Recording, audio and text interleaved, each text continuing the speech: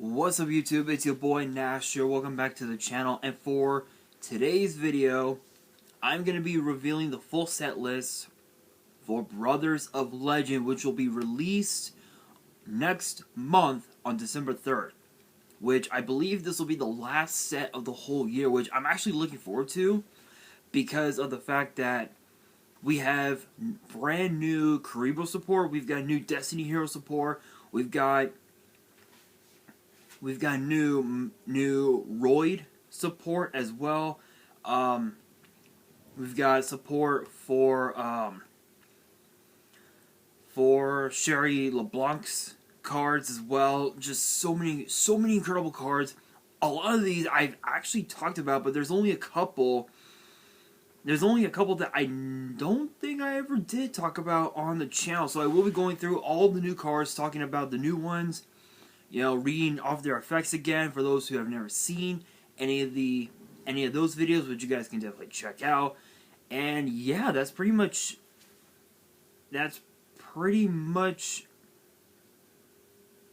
it for that. But there are truth be told, there's actually most of the set are actually new cards. There's only like maybe a card here and there that are like they're like reprints, if you will, which is kind of crazy, but that's how these sets work. That's how the set, the Dragons of Legend, Brothers of Legend, Battles of Legend series works, is that you get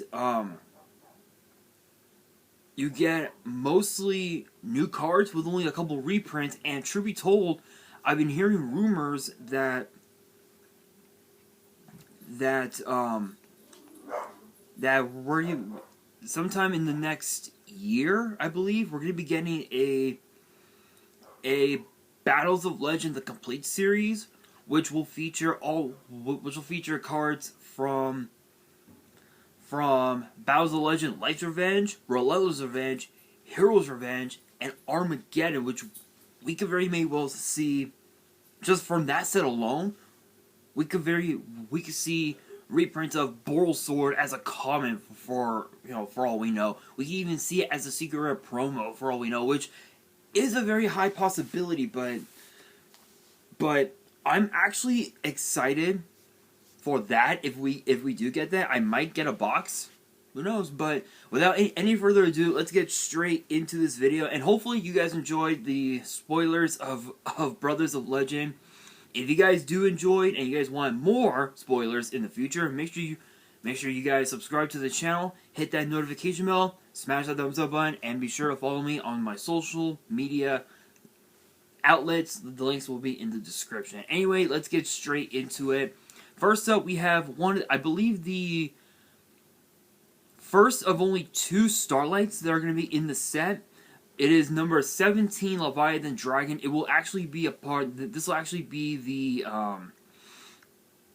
this will be released in the astroglyphic language. So I believe what Konami's trying to do is they're trying to release all the numbers again, but release them in the astroglyphic language, which I am actually not too mad about. I am not too mad about that at all. It's an older card that was released in, was Generation 4th, all the way back in 2011-ish. And if you guys have never seen the card before, it reads, it's a rank 3 Water Dragon Exceeds with 2,000 attack and 0 defense, and it requires 2 level 3 monsters, so pretty generic if you were running a bunch of level 3s, of course. The effect reads, once per turn, you can detach 1 Exceeds material from this card. This card gains 500 attack. If this card has no materials, it cannot attack your opponent directly. So, it is unfortunate that you can't attack your opponent directly with number 17, but being able to give it 3,000 attack, or rather an additional 1,000 attack to give it 3,000. It's actually not too bad. Not too bad. Now moving on into the new cards. I'm going to try and read off the effects as quickly as I can.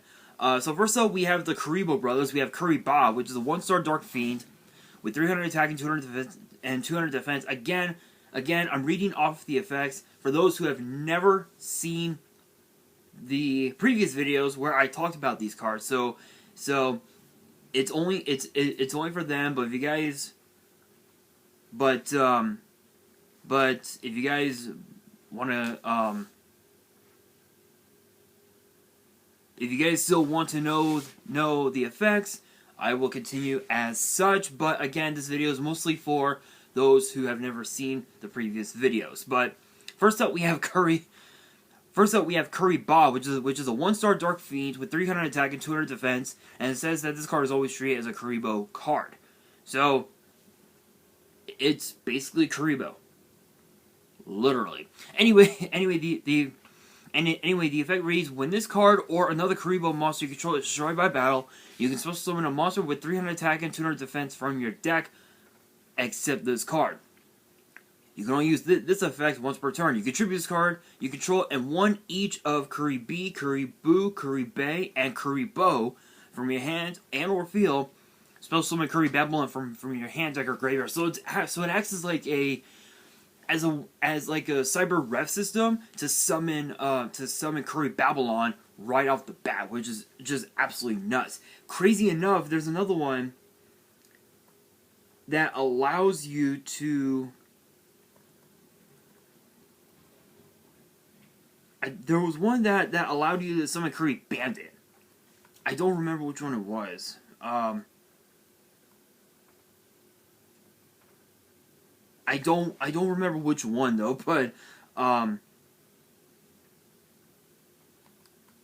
but crazy enough, I think it's I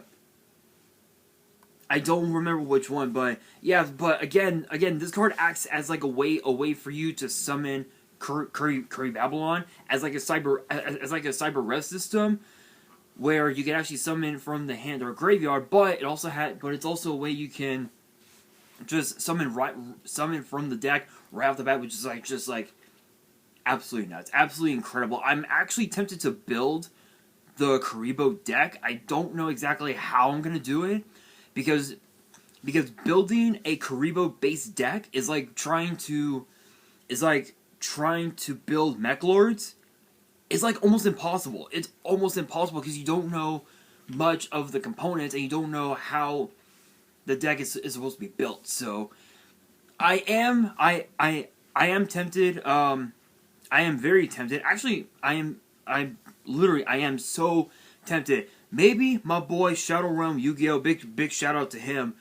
Could possibly help me out. Who knows? But next up we have Kuribo, 1-star Dark Fiend, 300 attack, 200 defense. Actually, all of these are.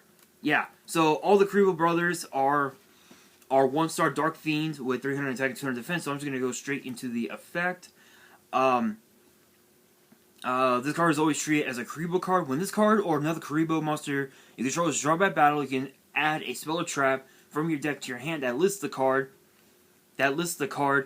Kuribo in its text. You can only use this effect once per turn. Once per turn, when an opponent's monster declares an attack while you control another Kuribo monster, you can change the attack of all monsters you control to 0 until the end of this turn. If you do, negate the attack. So it acts as like a sort of like a negate attack. And I mean that literally because it says you can negate the attack. Negate attack. Literally, you can actually do that. I know what you guys are thinking. Bad joke. I know. I suck at making jokes. Anyway, yeah. So it acts as like a barrier, so to speak, to prevent being dealt any damage. So it's not too bad. This is preferred to be more of a 2 of rather than a 3. I know that I know that Kuribo can definitely be put at 3 if necessary. But Kuribo definitely put it at 2 if you were playing this deck.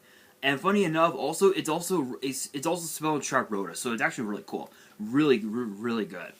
Next up, we have Kuribo, which looks like that Ghost Kuribo that we saw from that we got from, what was it, Tournament Pack 2, the first Tournament Pack, if I'm right on that. This card is always treated as a Kuribo card. When an opponent's monster declares an attack, you can discard this card, add one Kuribo from your deck to your hand, except this card. One Kuribo monster from your deck to your hand, except this card. Once per turn, as a quick effect, you can discard one card. You can discard one trap, then target one face-up monster your opponent controls. It loses 1500 attack until the end of the turn. This acts as like a sort of like an Archfiend of Guilford, where if it's sent to the graveyard, you can actually just drop your opponent's monster's attack to a good amount to a good amount. So it's as if your opponent's monster is being dealt damage rather than your opponent, which is just absolutely crazy. Next up, we have Kuribo, I believe is how it's pronounced.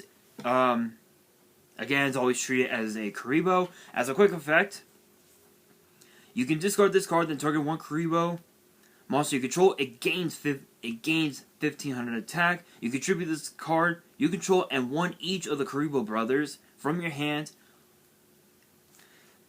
Excuse me, and or field. Add one Curry Bandit from your deck or graveyard to your hand. Then immediately after this effect resolves, you can normal summon a fiend from your hand. So funny enough, this was actually the one that I was talking about. I didn't know which one it was, but yeah, this one basically allows you to just rota out your Curry Bandit right off the bat and be able to normal summon it, and be able to normal summon it, even though you had already summoned. This card acts as a double summon right off the bat. And funny enough, during the end phase, you can actually activate Curry Bandit's effect to search out your spells and traps and send the monsters straight to the graveyard, which would actually be perfect if you were running if you were running some of the other Kuribo cards. This card can basically just ensure that you get the effects of the rest of the Kuribo cards later on in the match. And by that by that logic, if you're able to make a board that allows you to just OTK your opponent just by using the Kuribo Brothers, you essentially have game. Literally, you essentially have game.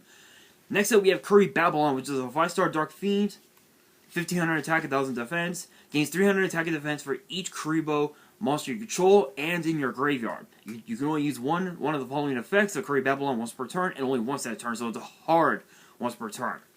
If you have more monsters in your grave than your opponent, you can spell summon this card from your hand. Okay, all right, that's actually pretty good. That's actually really good. During your main or battle phase, you can return this card to the hand, and if you do, spell summon 5 monsters.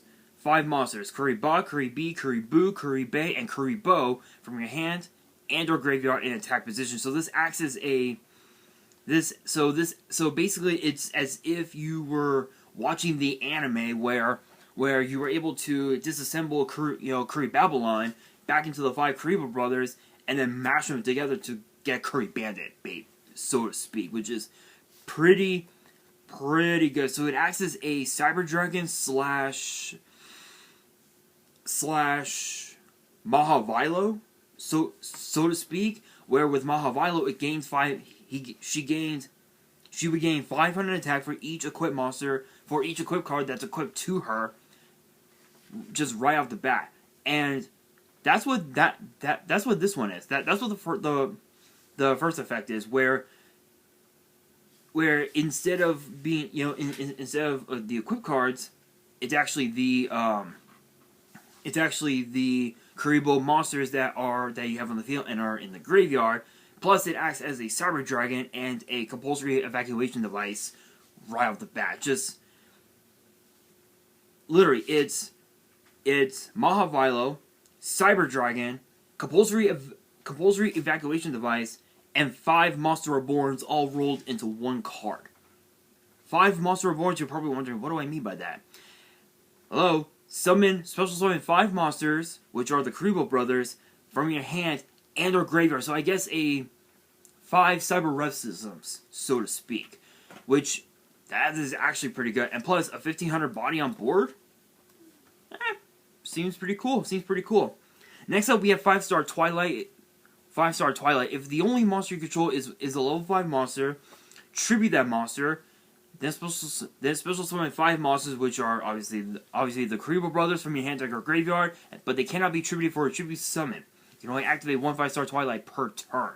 So you would have to wait. Potentially, you would have to wait until your next turn to use them. But by that logic, you don't have to, because each of the Kuribo Brothers have their own effect that allows you to summon Curry Babylon, you know, and also add Curry Bandit, be able to just pop off like that. That's actually pretty crazy. That's pretty crazy. Next up, we have Yowie, which is actually a Gansley card, I believe from the I believe the Virtual World arc from Season 3. If I'm correct on that, it's a 3-star Earth Reptile with 500 attack and defense. If this card is summoned and no other cards, you can activate this effect. Your opponent skips their next draw phase. You can only special summon once. The turn you activate this effect, you can only use this effect once per duel. This acts as a really shitty. This literally acts as a really shitty Yatagarasu. Just being honest, I would not play this card. It's a really bad Yatagarasu, and plus it says once per duel, meaning you can only use 1 copy. So it's a really bad Yatagarasu mixed in with the effect of with the once per duel effect of Disc Commander. It's just absolutely stupid. Next up, we have Penguin Sword. Penguin Sword, which is the equip spell. This only works with the penguins where it gains 800 attack, and when the equipped monster deals battle damage to your opponent, you can actually compulse one of your opponent's cards straight back to the hand, and if a face-up card your opponent controls leaves the field by a penguin card's effect and returns to the hand or is banished, you can actually negate the activated effects and effects on the field of cards with that original name. So by that logic, it acts as a sort of like a dark ruler, sort of like a dark ruler no more of sorts, which is actually really cool. Which is pretty cool. Next up, we have D-Force, which is a continuous spell. This works with obviously the Destiny Heroes, where you can actually roll out Destiny Hero Plasma from your deck or graveyard straight to your hand, and if you have Plasma on the field, you can actually use one of the following effects. It actually has 3. You cannot draw during the draw phase. Your opponent cannot target cards you control with card effects. Each Destiny Hero Plasma you control gains 100 attack and gains 100 attack for each monster in the graveyards, meaning both yours and your opponent's.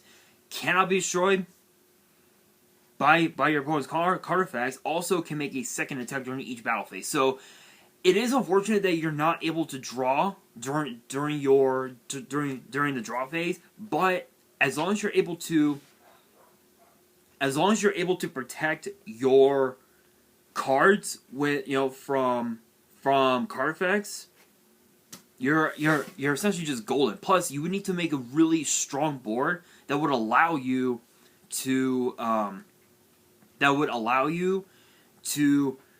utilize the full power of this card. Which, truth be told, I actually have a Destiny Hero. I actually just updated my Destiny Hero deck that actually utilizes this card and the next card that I'm going to talk about, which is Dr. D. I'm going to be doing that deck profile sometime in the next week, because this coming weekend I actually am going to be talking about the newest legendary duelist set, Duelist of the Abyss, which will be in Saturday's video. Sunday's video, I'm going to be doing the update deck profile on the Shark deck, as well to go in conjunction with Duelist of the Abyss, with the Duelist of the Abyss videos I'm going to do on Saturday. So make sure you guys stay tuned. But not only that, spoilers. Friday's video, I'm going to be going a little more in depth with this set, with Brothers of Legend, and give you guys my thoughts on what cards I feel like should have been reprinted in this set, or should have been added to this set instead. So make sure you guys stay tuned. Make sure you guys stay tuned. That one's going to be a good one. But next up, we do have, but speaking of Dr. D, we actually have Dr. D, which is a Destiny Hero card that says banish one Destiny Hero monster from your grave, add to your hand, or special summon a Destiny Hero monster from your grave. You can banish this card from your grave, then target 2 Destiny Hero monsters you control. Choose one of those monsters, its attack becomes the other monster's attack until the end of the turn. So it acts as sort of like a much more revamped version of Monster Reborn, but it also acts as a sort of like a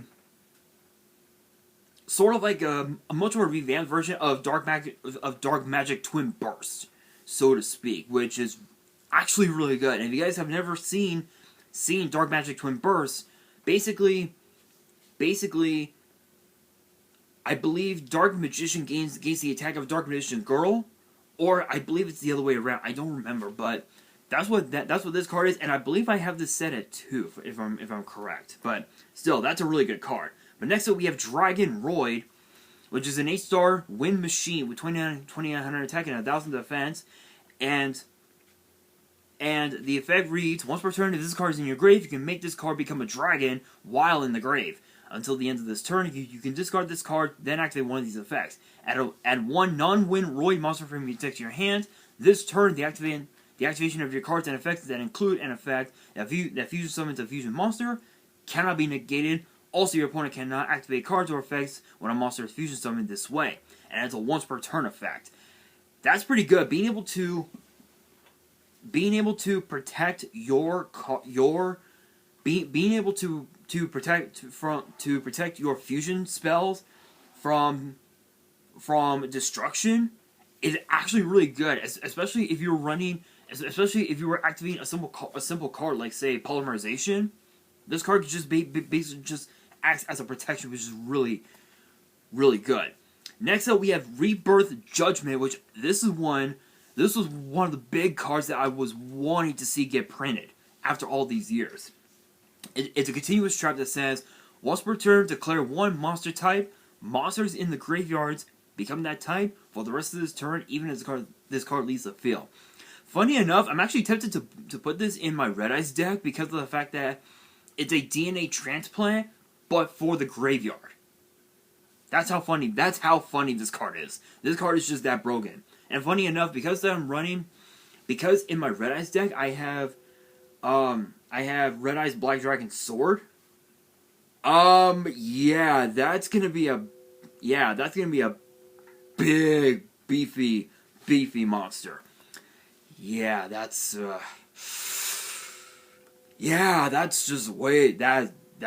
broken. That's just too broken. Anyway, moving on. Next up, we have Ice Barrier, which is actually kind of cool because the effect reads: when an attack is declared involving your opponent's monster, change the opponent's monster's attack to 0, negate its effects. Also, it cannot change the battle position. You can manage the card from your grave, send a level 5 or higher water monster from your deck to the grave. Then you can add a water monster from your graveyard to your hand. Also until the end of your next turn, after this effect resolves, you cannot special summon monsters except water monsters. You can only use this effect once per turn. So it acts as sort of like a threatening roar. Sort of like a threatening roar, so to speak, which is sort of like a threatening roar where it's mixed in with like a sort of like a foolish burial of sorts, which is really cool, which is actually really cool.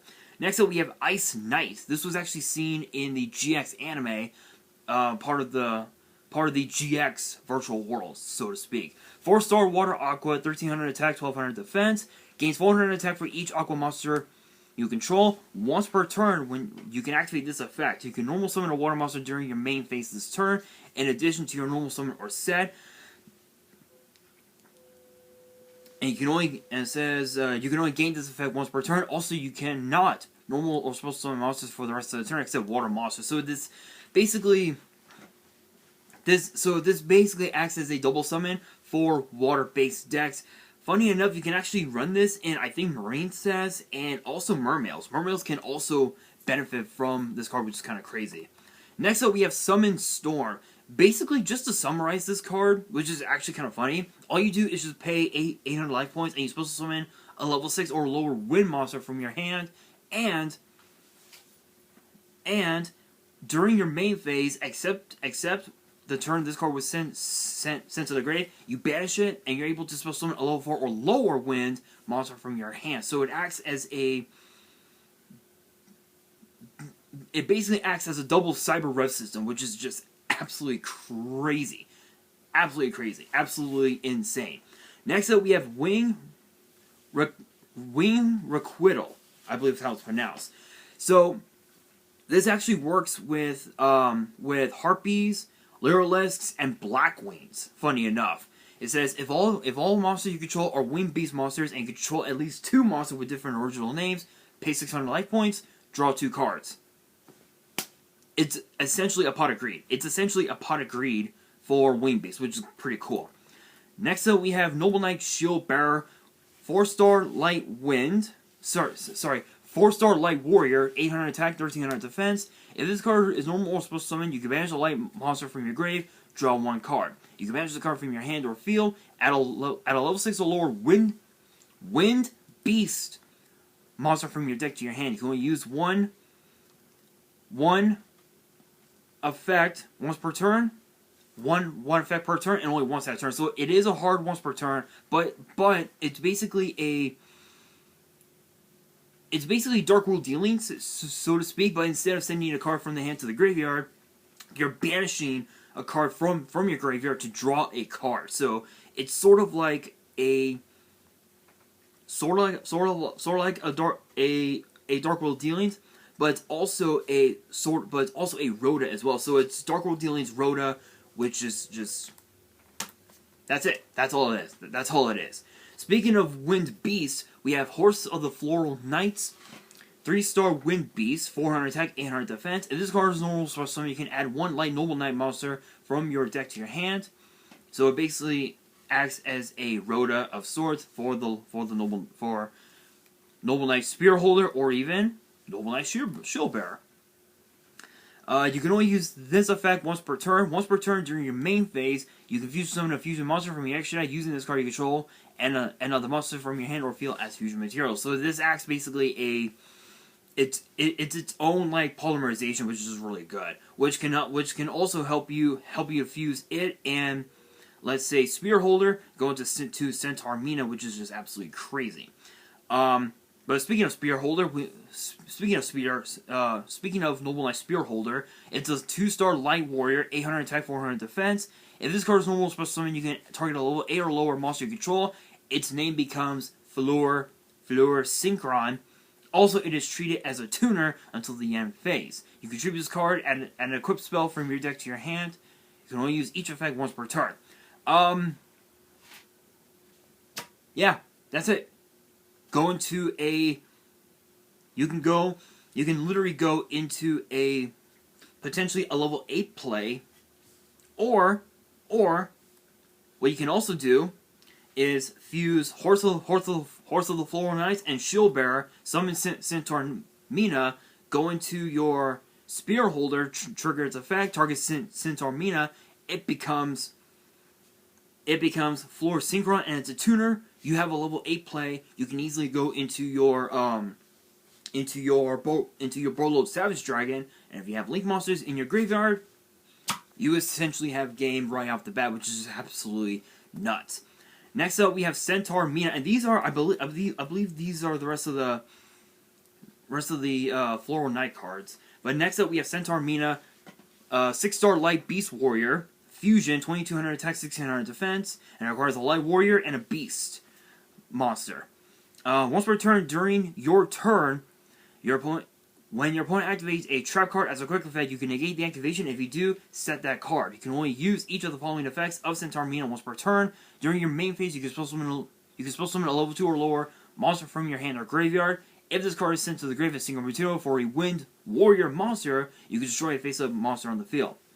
Case in point, you're basically able to just pop cards right off the bat by using by using Centaur Mina and Spear Holder as the synchro material, which is just absolutely insane. Next up, we have École de Zone, I believe how it's pronounced, and it's actually the field spell for them. So this basically gives you tokens. So every time you or your opponent were to summon a monster, it gets destroyed, but in its place, a mask token is on the gets summoned, but the attack and defense becomes exactly what the monster you had originally summoned had. So, for instance, if you had, let's say, Blue Eyes White Dragon, let's just say that Blue Eyes White Dragon gets destroyed, a mass token comes out, 3,000 attack, 2,500 defense. You're good. You're still good, which is pretty crazy.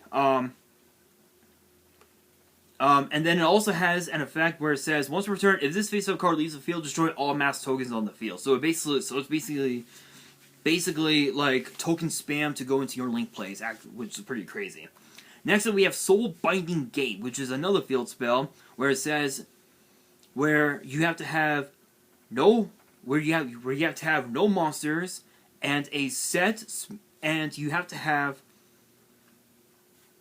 And one of your set spell or traps that they controlled has to be destroyed by a card effect this turn in order to activate Soul Binding Gate. Once that happens, during the main phase, if exactly one monster with less attack than your life points is summoned, and you have Zone in your graveyard, destroy that monster and take 800 damage, then inflict 800 damage to your opponent. So this acts as like a way to... This basically is a self-destruct button in the form of a field spell. There are so many cards here.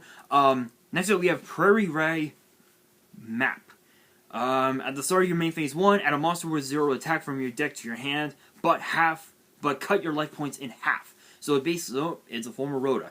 It's a form of Rhoda. After adding it to your hand until the end of the next turn, after this card was activated, you cannot activate the added monster's effect. You cannot activate the added monster's effects or the effects of cards with its name until you normal summon that monster or a card with its name. So basically it acts as a Rhoda, so to speak, which is not too bad, not too bad.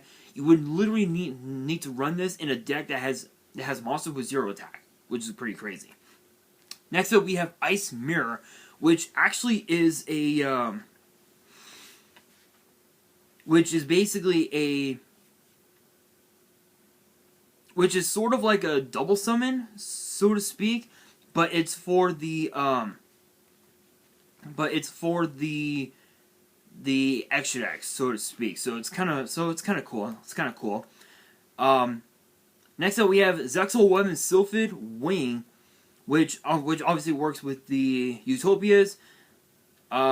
Basically you target one Utopia monster you control, equip this card to it, and it gains 800 attack. And once per turn, if a monster were to be special summoned by your opponent's activated effect, you can make the equipped monster gains 1600 attack, and it remains, and the attack gain remains even if Sylvan Wing were to leave the field, which is pretty cool. Or if the monster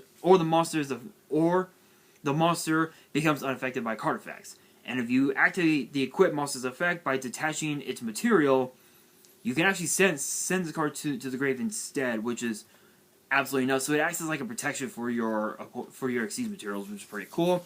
Next up, we have Zexal Servants or Ouroboros Sage, which is actually a really good one. This is a really, really good card. Being able to just Monster Reborn a non-light number Xyz monster from your graveyard is just absolutely nuts. Its effects are negated, but you're able to equip this card and a Utopia monster you control to that monster as equipped spells, and it gains 1700 attack, which is absolutely crazy. But you can only declare one attack for the rest of that turn, which is unfortunate, but it's still pretty good. And not only that, it also has another effect where it says when the monster equipped with this card by this card's effect, declares an attack on your opponent's monster. You can double the attacking monster's attack, but destroy during the end phase. So, this card basically just ensures you can attack for game, which is just really good, really good. Next up, we have Ultimate Leo Utopia Ray. Yes, that is a mouthful. It requires 3 level 5 monsters, and it's always treated as Chaos number 39 Utopia Ray. And it says, and it says that once per turn, you're able to detach a material from this card and equip a Zexo weapon from your deck or extra deck to this card, as if it were equipped by the monster's effect. The effect's activation and effect cannot be negated, so it acts as like a... So it basically protects itself from being affected, so to speak. And then it says, once per turn, while this card is equipped with this Zexo weapon, as a quick offense, you can target an effect monster your opponent controls, negate its effects, and if you do, half its attack. So basically, it acts as a infinite permanence, which is pretty good. Next up, we have Zexo Catapult. This is basically a cyber rev system for the Zexo weapons or the Zexo servants, where you're able to where you're able to not only special summon one of those monsters from your hand, but you can also just pop cards that your opponent may have if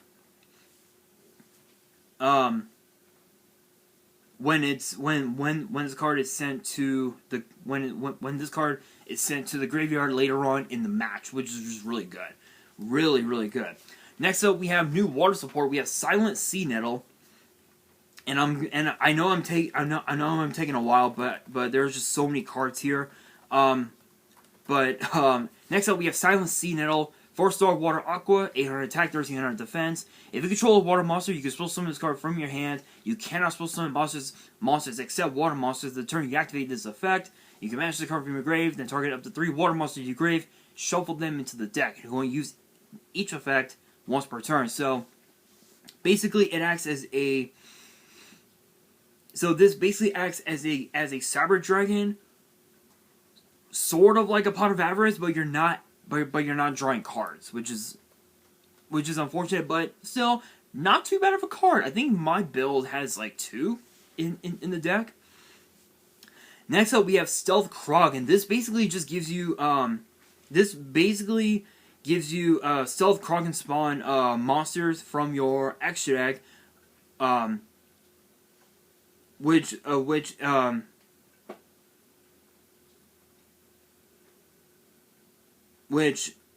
is basically up to the number of monsters that were used to summon Stealth Krog. And so if you had 2, basically you get to summon 2 Stealth Krog spawns, each with 1 material, which is really good. And then Stealth Krog basically just allows you to basically allows you to just resummon Stealth Krog from your graveyard right off the bat. And also, as a quick effect, you can actually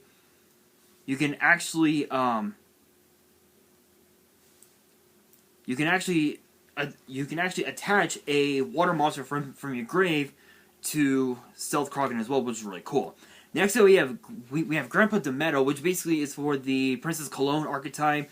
Don't really need to explain the archetype. This actually works perfect with Prairie Rye maps, so it's pretty cool. But next up, we have Starving Venom Dragon. This basically is your sort of like your Starving Venom Fusion Dragon of sorts, which is a little bit better, so to speak. So it's pretty cool. Next up, we have Speedroid Scratch. This basically acts as a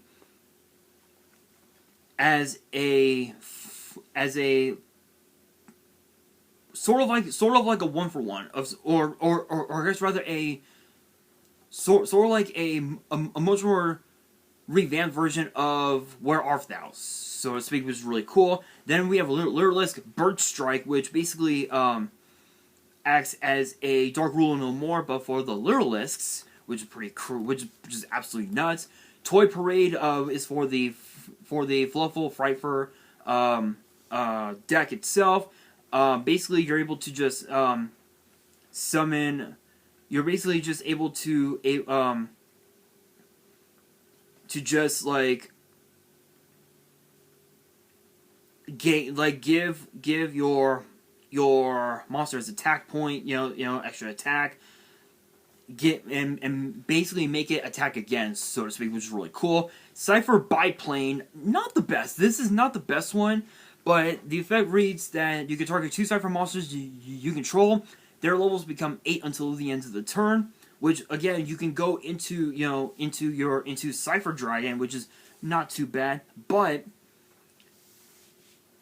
it has the effect where it says if a Cipher monster or monsters is normal special summon to your field, except during the damage step, you can special summon the card. You can special summon this card from your hand. If this card is destroyed by battle or card effect, it's sent to the grave. You can banish the card from your grave, add a Cipher monster from your deck to your hand. So it's a Cipher Dragon, sort of like a Rhoda of sorts. Not the best. It's not the best, honestly. Then we have Cipher Interference. Hang on, guys. There we go. Shoutouts to Starbucks for that triple shot. Not sponsor, of course. Next up, we have Cipher Interference. Basically, this basically gives your Cipher basically you can target a Cipher monster that is battling another monster. It gains its attack point. Its attack becomes double, basically. So it's like a Megamorph. Next up, we have Double Exposure. Basically, this acts as a it basically acts as a duplicate copy of a sort of like a Galaxy Wizard of sorts, or I guess or I guess any like 4-star Cipher that you may have on the field, so to speak, which will help you go into your Xyz plays. Fighting Spirit. This is basically for the Ignister archetype. This basically just allows you to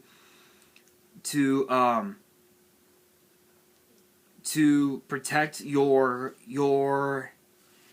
Ignisters from being destroyed. Then we have Eyes Show, which mainly just again, it's more so for the battle phase, which is really cool. Then we have Appliancer Propellion, I believe that's how it's pronounced. I believe this is a reprint, so I don't really want to talk about it that much. But if you have never seen it before, it basically you need one Appliancer monster to summon it, and it cannot be used as link material when it's summoned, but it can attack directly, which is like the only thing that matters, and it basically drops your opponent's monsters down, their attack to 0 during damage cal, which is really cool. Then we have Appliancer Conversion, which is the quick play spell, and you're able to basically just summon your Appliancer Link monsters up to the number of Appliancer monsters that you banished, which is really cool. Next we have the Altergeist. I don't know why people would want to play Altergeist, but still we have Altergeist Memory Grant, Puquiri, and Fuji Alert. These cards really don't do a whole lot. I don't want to talk about them because they don't really do a whole lot, to be honest. But next up we have Right Hand Shark and Left Hand Shark. These cards again these are cards that are not as good as I had thought, but still they are pretty cool. And basically right hand shark cannot be destroyed by battle. Left hand shark cannot be destroyed by card effects, which is pretty cool. But other than that, that's pretty much all they're good for at this point. Then we have Hidden Fanes of Revenge. This basically allows you to pop two cards that you may have on the field and negate an attack, basically, which is very cool. Then we have White Mirror. Then of course we have White Mirror, which is for the fish archetypes, so to speak. It's basically a Monster Reborn, where it's basically a Monster Reborn / Rhoda, so to speak, which is really cool. Then we have the Icebound God. I never thought they would actually put God in the name of a card. How are we doing on time? Oh, I actually have to finish. I have to hurry up. This basically, so this card is sort of like an infinite impermanence, I guess, to summarize it, if you will. Then we have Utopia. I did the deck profile on the Utopia deck, so you guys already know what this card does, as well as Zexo feels, so I don't need to talk about those. But we do also have the Deal of Destiny. This is basically the Door of Destiny, but on steroids, so to speak. So it's pretty crazy. Then we have Numbers Protection. Again, a lot of these Utopia cards I have in the deck, so you guys already know what they do. But Numbers Protection acts as sort of like a Solemn Judgment. Then we have number 99, Utopia Dragner. Again, it's another really good one that I did add into the Utopia deck, which I believe I did. You guys already know what it does. Zexo Servants, Utopic Sage. And of course, number 39, Utopia. And Hyper Rank Up Magic, Utopia Force, and Astral Kuribo. So those are the cards that I did talk about in the deck profile, which you guys can definitely check out. But moving on into the rest of the reprints, we have Kuriborn, which basically is a Monster Reborn, so to speak. We have Kuribobo, which is kind of a cool one. We have Detonate, Magician Souls, Rise Fusion, Evil Hero, Adusted Gold. I never thought that they would actually reprint that card, but they actually did.